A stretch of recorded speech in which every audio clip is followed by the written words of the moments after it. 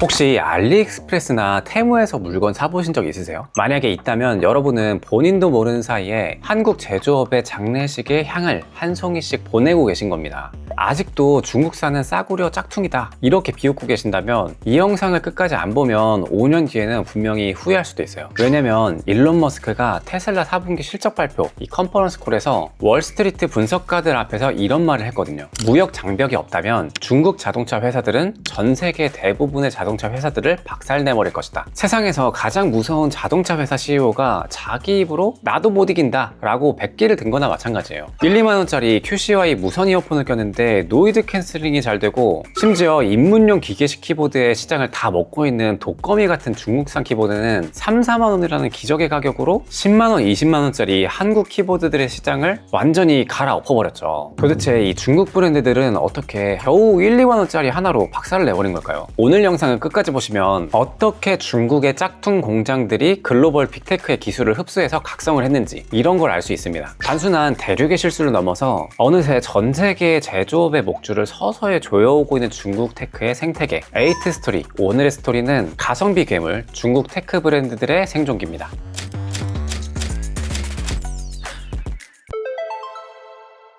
자, 이 중국 테크 브랜드들의 진짜 무서움을 제대로 이해하려면 이 시간을 대략 10년 전쯤으로 돌려봐야 됩니다. 여러분, 예전에 길거리나 인터넷에서 팔던 만원, 2만원짜리 짝퉁 에어팟, 그러니까 일명 차이팟이었죠. 그런 거 기억하시나요? 이게 겉모습은 에어팟이랑 똑같이 생겼는데 귀에 꽂으면 그 라디오 주파수 끊기는 소리 나고 막 소리는 정말 너무 구리고 막 그랬었죠. 아니면은 싼 맛에 보조 배터리를 샀는데 뜯어보니까 안에 모래주머니가 들어가 있었다, 막 이런 전설적인 괴담도 있었어요. 당시의 중국 전자제품 생태계는 일명 산자이라고 하는 남의 물건을 그냥 대놓고 베끼는 짝퉁 문화 그 자체였습니다.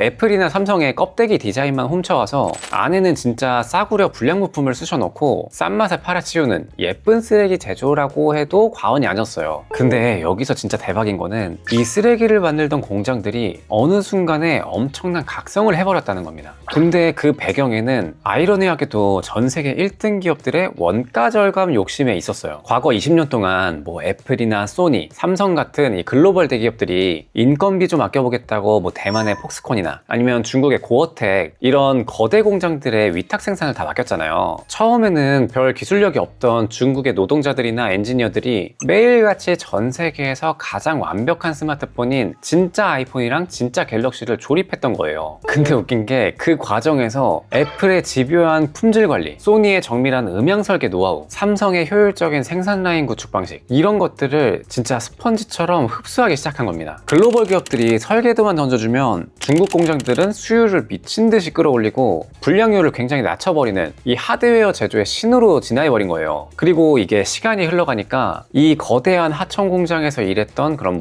수석 엔지니어라던가 생산 관리자들이 퇴사하면서 자신들만의 작은 공장들을 차리기 시작합니다. 이 사람들 머릿속에 번뜩하고서 이런 생각이 스치게 된 거죠. 아니 잠깐만, 우리 아이폰이나 에어팟 이런 것도 불량 없이 만들 수 있는데? 나 짠마 좀 찼어, 좀 알겠어. 근데 굳이 쓰레기 부품 같은 걸 넣어서 짝퉁 소리 들을 필요가 있나? 차라리 시장에 굴러다니는 거 진짜 A급 부품들 그런 거 사다가 우리만의 로고를 박아서 제대로 한번 만들어보자. 과거에 껍데기만 베끼던 짝퉁 공장들이 글로벌 대기업들의 그 하청을 견뎌가면서 내공이 쌓이니까 마침내 자신들만의 오리지널 브랜드를 런칭하기 시작한 거예요. 구글에서 수석 엔지니어로 일하다가 중국으로 귀국한 청년이 순환선 상사에 차린 앵커, 아니면 초기에 OEM 공장에서 시작해서 이제는 무선 이어폰 생태계를 지배하고 있는 QCY, 이런 데가 바로 이런 각성의 결과물이라고 생각하시면 되는데, 이들의 각성이 심천이라는 거대한 도시 인프라랑 만나면서 전 세계 제조업 역사상 유례없는 굉장히 좀 기괴하다? 라고 할 수 있는 이 폭발적인 하드웨어 생태계를 탄생시키게 됩니다.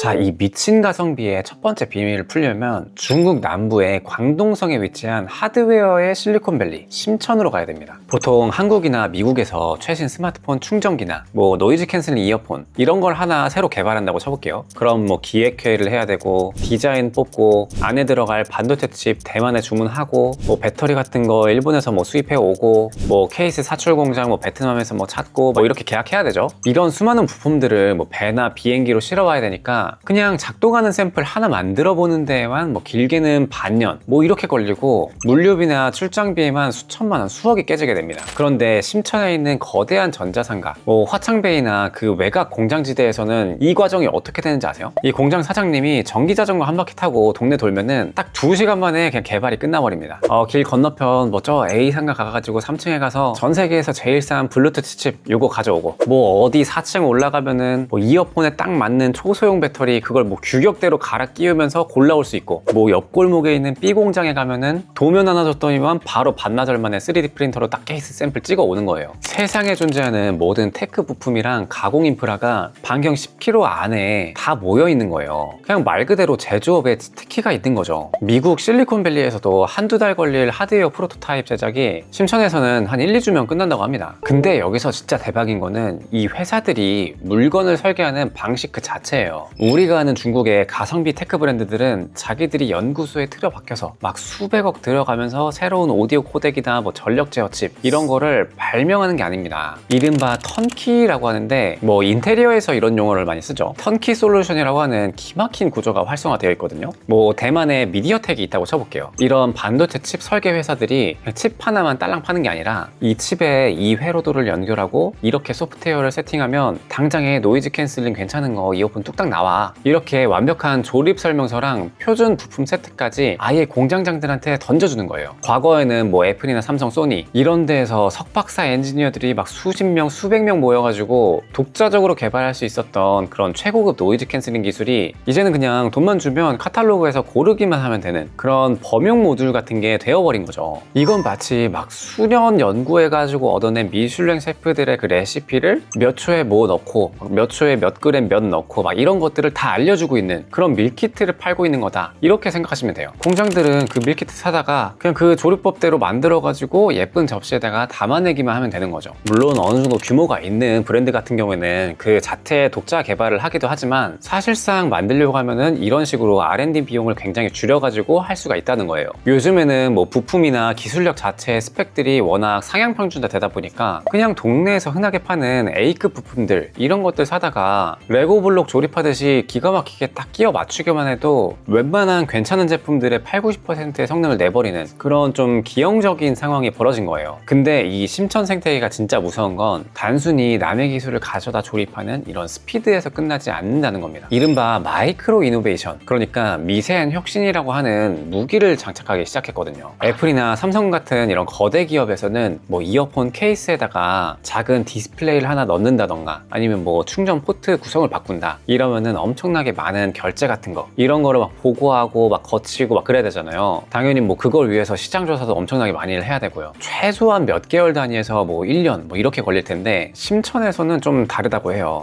사람들이 이어폰 케이스에서 배터리 전량 바로 보고 싶다고 하네?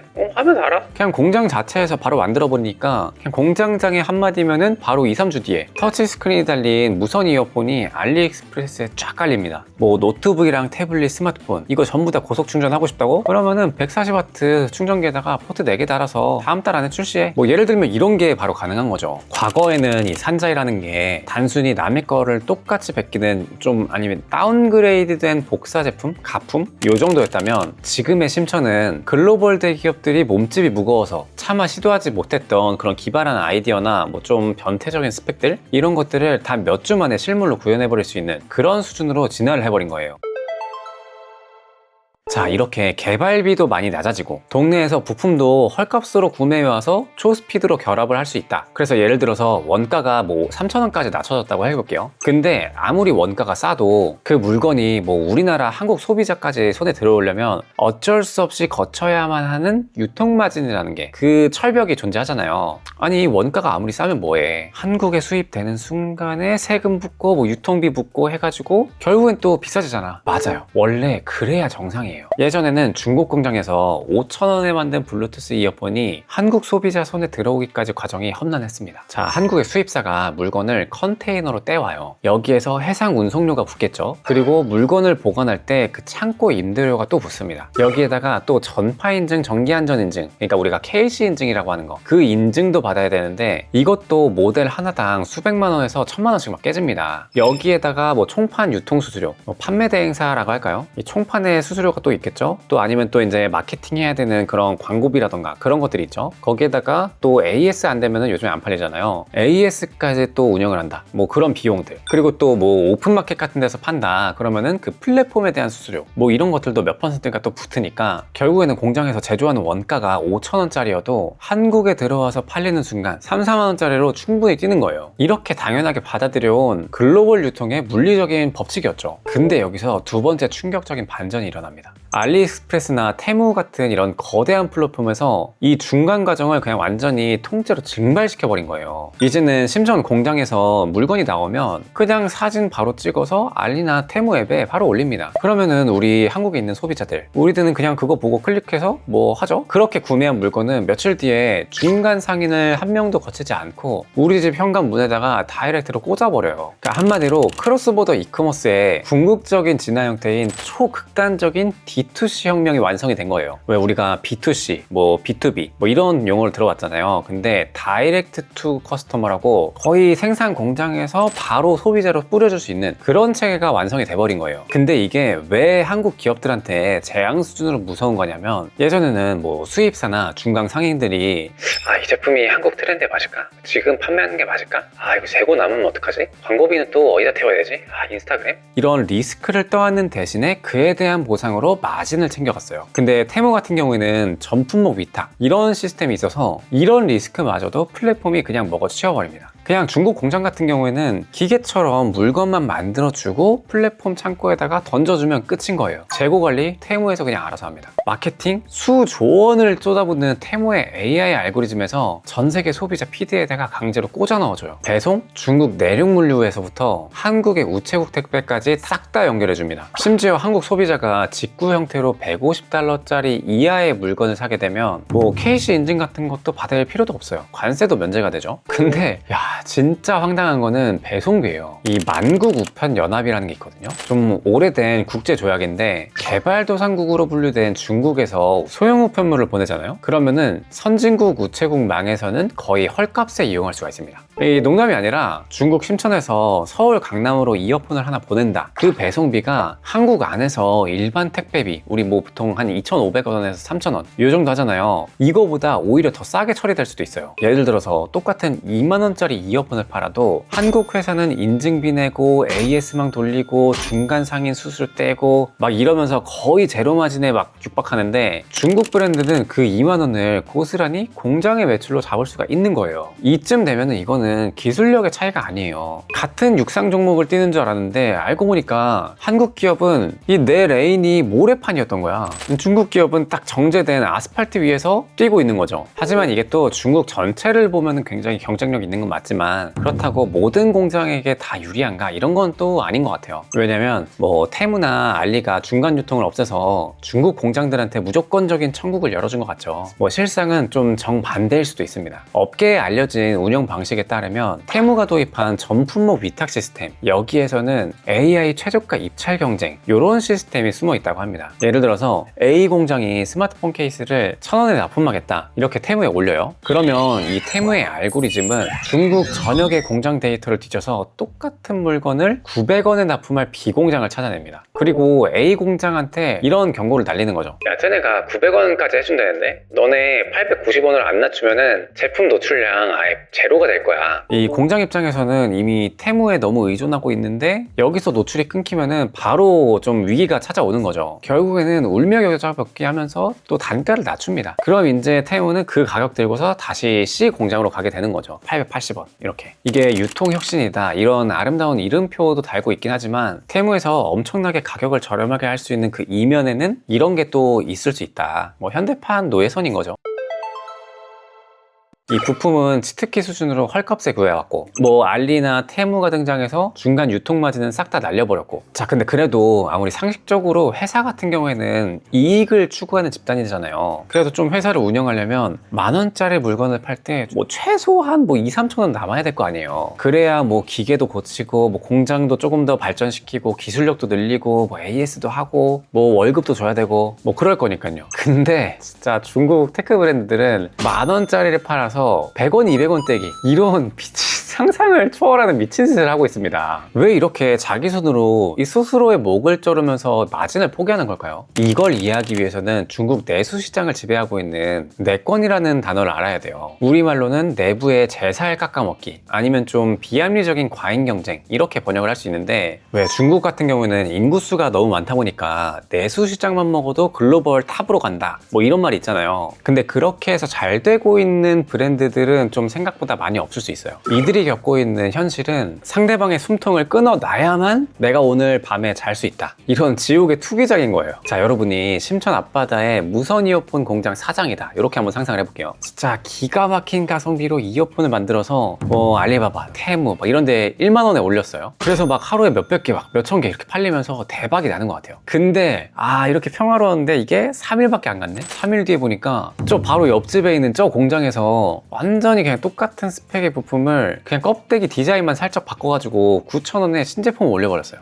그 다음날에 보니까 저 옆집에 있는 저기 공장이 또 그거 보고서 8,500원에 올렸어. 이렇게 중국 하드웨어 생태계에서는 남의 디자인이랑 부품 구성 이런 걸 카피하는 거에 대해서 아직은 좀 많이 경쟁적인 것 같아요. 뭐 어차피 칩셋은 미디어텍이나 퀄컴 막 이런 데서 똑같이 사오는 거고, 뭐 플라스틱 사출 공장도 그냥 뻔히 정해져 있으니까 뭐 보안이라는 게 사실상 뭐 별로 없다. 그냥 더 먼저 베껴서 더 큰 공장을 돌려서 원가를 규모의 경제로 그냥 조금이라도 더 낮춰서 더 싸게 파는 놈이 이 시장을 독식하는 구조인 거예요. 그 중에서 브랜드가 자리 잡으면 그 이후부터 마진을 좀 붙여서 팔기 시작하는 거고요. 이러다 보니까 이 공장 사장님들의 마인드가 조금 기형적이다? 극단적으로 바뀌어버립니다. 내가 만든 이 브랜드, 제품 확실하게 제대로 만들고 거기에 대해서 마진 제대로 딱 챙기고 완전히 높은 브랜드로 성장시켜서 막 이제 뿌듯하게 살 거야. 이런 게 아니에요. 마진을 그냥 딱 1%만 남기더라도 아니야. 그냥 심지어 내가 1년 동안 적자 보겠다. 그러더라도 그냥 하루에 10만 개씩 그냥 팔아버리자. 그냥 가격으로 그냥 융단 폭격을 내서라도 내 앞집 공장, 저 공장, 내 눈앞에 보이는 공장, 쟤는 문 닫게 하자. 그 다음에 내 마진 생각하자. 진짜 도끼만 남은 생존 치킨 게임이 벌어지고 있는 거죠. 가장 대표적인 사례 중에 하나가 우리 한국에서도 좀 난리가 났었죠. 중국산 기계식 키보드 시장입니다. 불과 한 2, 3년 전쯤만 하더라도 풀 알루미늄 바디를 깎아서 만든 기계식 키보드를 쓰려면 뭐 적어도 막 20만 원? 막 이 정도. 뭐 비싸면은 몇십만 원을 줘야 됐죠. 그래서 완전히 매니아들의 영역이었거든요. 근데 우리한테도 유명한 뭐 독검이라던가 아니면 뭐 레이니 이런 중국의 내수 키보드들이 이제 내권 경쟁에 들어간 거예요. 그러니까 완전히 평소에 알고 있던 상식 밖의 범위의 일들이 많이 벌어졌어요. 나 혼자 살아남기 위해서 100% 풀 가동하면서 타건감 싹 다 좋게 만들고 뭐 흡음재 같은 거 다 깔아버리고 그러고 거의 제조가 수준으로 그냥 팔아버려요. 그냥 그렇게 되니까 뭐 이 정도면 사실 20만 원 정도는 받아야 되는 그런 정말 고급적인 스펙의 제품들이 겨우 막 7, 8만 원 이렇게도 팔릴 수가 있었던 거예요. 그냥 기존의 가격 상식을 완전히 파괴해버린 거죠. 심지어 이 플라스틱 소재의 가성비 모델들은 너무 유명하죠. 우리 뭐 치킨 한 마리 값도 안 되는 막 2, 3만 원대에 풀린 적도 있고, 근데 뭐 타건이나 마감 품질 같은 게 뭐 10만 원짜리, 20만 원짜리랑 비교해도 이거 견줄만 한데? 이 정도로 아예 박살 내버린 겁니다. 근데 이렇게 하니까 결과는 어떻게 됐어요? 결국에는 독거미는 다시 가격이 서서히 올라가고 있죠. 물론 그래도 그 전에 비해서 그 전에 기계식 키보드를 어느 정도 쓸만한 거 구해야 된다 그러면 10만 원 넘어간다 이 정도의 개념이 아니라 다른 애들도 다 같이 낮춰지긴 했죠. 근데 한 4, 5만 원 정도로 조금씩 높아지고 있긴 합니다. 그러다 보니까 가격 경쟁에서 점점 밀려나기 시작하죠. 만약에 가격만 싸다라고 한다면은 여전히 퀄리티의 차이가 있으니까 그냥 뭐 저렴한 맛에 쓰는 좋은 키보드 이 정도로 남았을 수 있는데, 뭐 마감이나 퀄리티까지도 너무 훌륭하다 보니까 야, 이게 진짜 한국 기업들 아니면 다른 글로벌 기업들도 생각보다 좀 막막하겠다 이런 생각이 좀 들어요. 이런 현상을 두고서 중국 현지의 경제학자들은 중국 남방에서 전해져 오는 고독이라는 끔찍한 옛 주술 이런 거에 비유하곤 하더라고요. 막 독사나 진해, 전갈 이런 맹독성 벌레들을 하나의 좁은 항아리에다 몰아넣고 뚜껑을 닫아버리는 겁니다. 그러면 그 안에서 벌레들끼리 서로 막 잡아먹고 뜯어먹고 막 이런 사육전이 벌어지겠죠. 그러고서 나중에 항아리를 열었을 때 마지막에 살아남은 그 한 마리의 벌레, 그 벌레는 다른 독충들의 독을 흡수해서 상상을 초월하는 그런 맹독을 품은 괴물이 된다고 해요. 지금 중국의 테크 생태계가 이런 거대한 고독 항아리인 것 같아요. 실제로 이 중국 테크 생태계에서는 뭐 엔지니어들이 뭐 996 업무 문화라고 해가지고 아침 9시부터 밤 9시까지 일주일에 6일 일한다 이런 문화에 갈려 나간다고 합니다. 우리가 지금 퇴근길에 지하철에서 뭐 알리나 테무 이런 걸 켜가지고 정말 재미삼아서 뭐 가볍게 쓰기 좋잖아요. 아니면 그냥 싼 맛에 장바구니에 담았던 그 수많은 가성비 중국산 제품들, 그 뒤에는 이 글로벌 대기업의 기술을 흡수한 짝퉁 공장들의 이 소름 돋는 각성이 있었고요. 심천으로 대변되는 부품 생태계의 파괴적인 효율성, 유통마진의 완벽한 증발, 거기다가 서로의 숨통을 끊어야만 내가 사는 지옥의 투기장이 숨어 있었습니다. 이쯤 되면은 와, 그냥 중국 애들 진짜 무식하게 가격 후려치네, 이렇게 그냥 가볍게 웃어넘길 일이 아니에요. 근데 진짜 무서운 현실은 이 돌연변이 괴물들의 이 본격적인 사냥이 이제 막 시작되려고 한다는 겁니다. 뭐 이어폰이나 충전기기, 보조 배터리, 기계식 키보드 같은 비교적 단순한 스마트폰 주변기기 시장, 뭐 이런 것들은 이미 중국 생태계에 거의 백기 들기 직전이거든요. 근데 이 수만 개의 공장과 이 기형적인 부품 생태계가 다음 타겟으로 조준하고 있는 곳이 과연 어디일까요? 이미 세계 시장의 70%를 먹어치운 DJI의 드론 생태계, 그리고 이미 중국 생태계가 너무 세게 잡고 있는 로봇 청소기 시장, 그리고 궁극적으로는 중국 전기차까지도 너무 가성비 있게 진짜 미친 가성비로 나오고 있죠. 이 미친 치킨 게임의 생태계가 그냥 그대로 아주 반복적으로 다른 곳으로 퍼지고 있습니다. 만원대 무선 이어폰 시장을 박살냈던 그 원가 절감 법칙이 이제는 몇 천만 원짜리 자동차 시장에도 똑같이 적용되고 있다는 거예요. 어차피 중국산은 금방 망가져.